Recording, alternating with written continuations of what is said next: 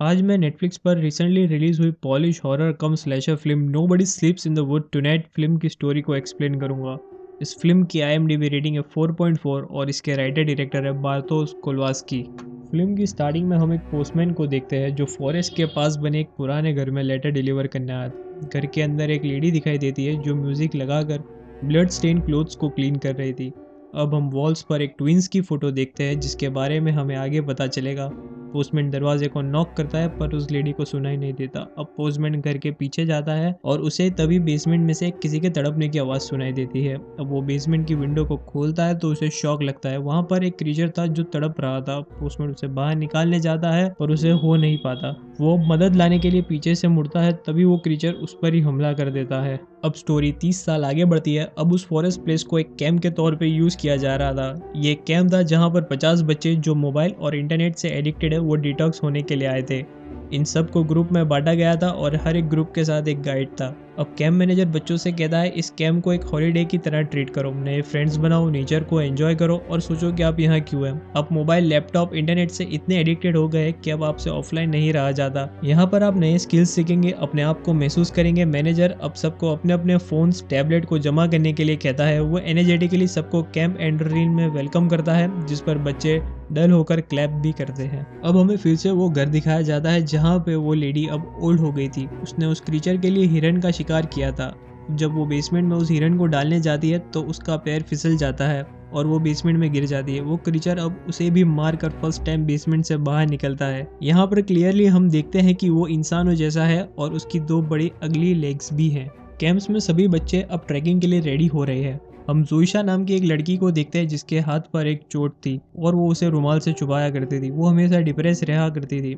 अब एक local priest वहां आता है और सभी बच्चों के लिए प्रे करता है।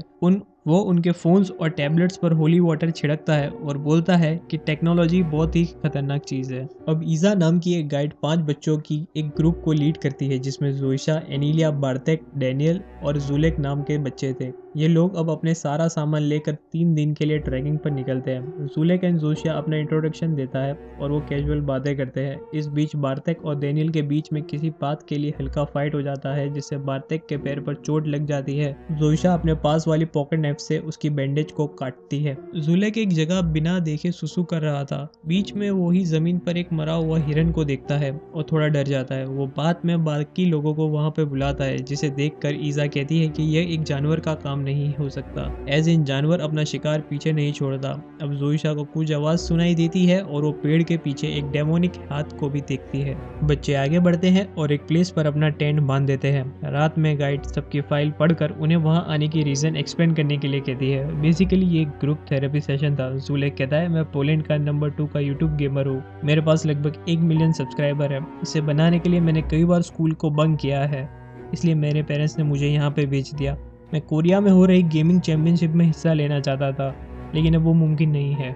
इतने में एक जंगली फॉक्स उनके टेंट के पास आता है जिसे ईजा भगाती है। आधी रात को डैनियल टेंट से बाहर निकलकर लेक के पास सिगरेट पीने बैठा था। एनीलिया भी वहां पर आती है। डैनियल अपनी सिगरेट एनीलिया के साथ शेयर करता है। दोनों कुछ देर बातें करते हैं, फिर थोड़ी देर में एनीलिया वहां से उठकर डैनियल को गुड बाय बोलकर चली जाती है। उसके बाद डैनियल अपना एक स्मार्टफोन निकालता है जिसे उसने सबके सामने से छुपा के लाया था। जैसे ही वो अपडेट करने जाता है तभी वो घर वाला क्रीचर वहां आकर उसे पकड़ लेता है। वो देखने में इंसानों जैसा था पर अगली और स्ट्रॉन्ग था। वो डैनियल को पेट से पटक पटक के मार देता है। नेक्स्ट मॉर्निंग जोइसा एक ड्रीम के साथ उठती है जहां पर वो अपनी फैमिली के साथ एक कार में कहीं जा रही थी।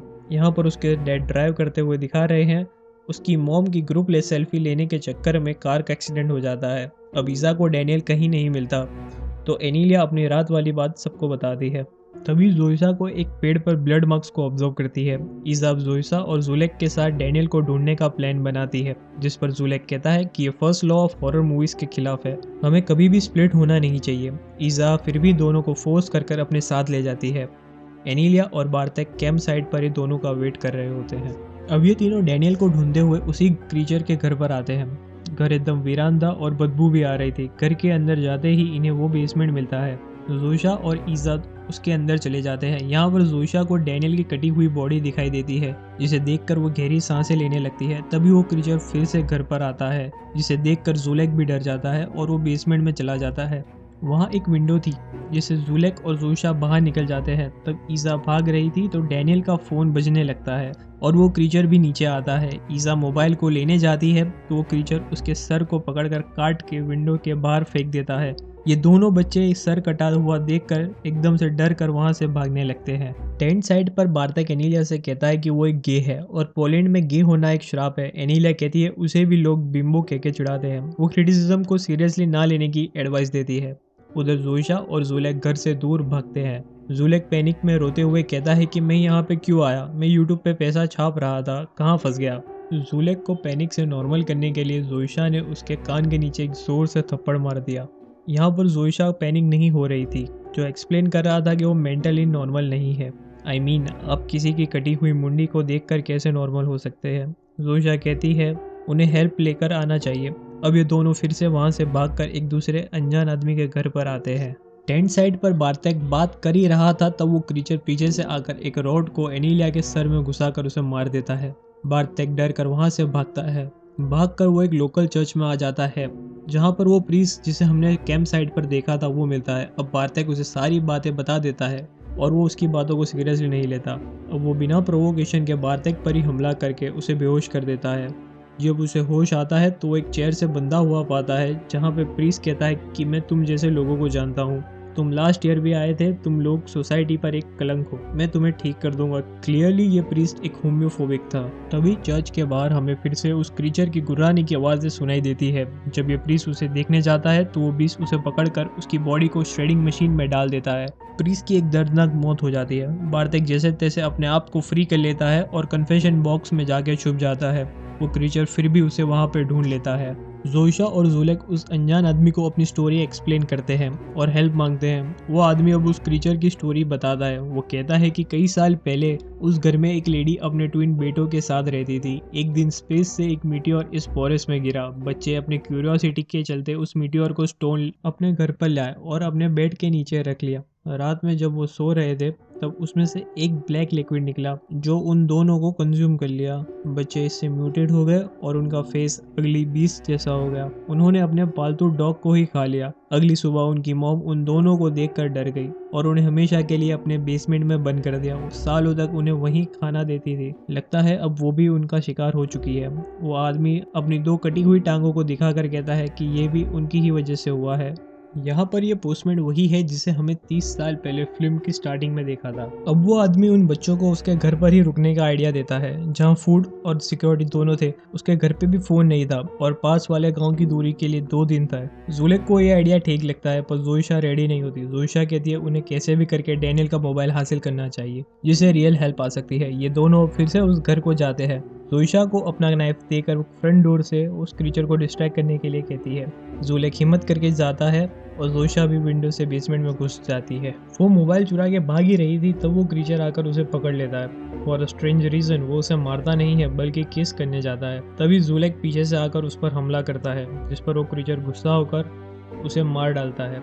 इस फाइटिंग के बीच जोशा को भी चोट लगती है और वो बेहोश हो जाती है। यहाँ पर हम उसका एक और ड्रीम देखते हैं जहाँ एक्सीडेंट के बाद उसके डैड बच गए थे। वो आग में लिपटे थे और हेल्प मांग रहे थे। जोशा उसे देखती है पर हेल्प नहीं कर पाती। बेसमेंट में जब जोशा को होश आता है तो वो देखती है कि जुलेक तड़प रख कर मर रहा है। वो नाइफ उसके पेट पर था। जुलेक उसे निकालने के लिए इशारा कहता है ताकि वो जल्दी मर जाए। जोशा भी रोते हुए उसे निकालती है। यहाँ उस क्रीचर ने चेन से बंधा था एज इन वो उसके पास रहना चाहता था। जोइशा अब नाइफ से अपना चेन लॉक खोलती है और वहां से भागने लगती है। अब आपने यहाँ पर नोटिस किया होगा कि जोइशा के हाथ पर छोटा सा निशान था। वेल बेसिकली उसने अपना हाथ की नसों को काट लिया था। वो एक्सीडेंट के बाद सुसाइडल बन गई थी और उसने सुसाइड भी ट्राई किया था। उसे इस गिल्ड से बाहर लाने के लिए ही इस कैंप में भेजा गया था जो अब एक नाइटमेयर में बदल गया था। जोइशा डिसाइड करती है कि मरना तो है, मार कर ही मरेंगे।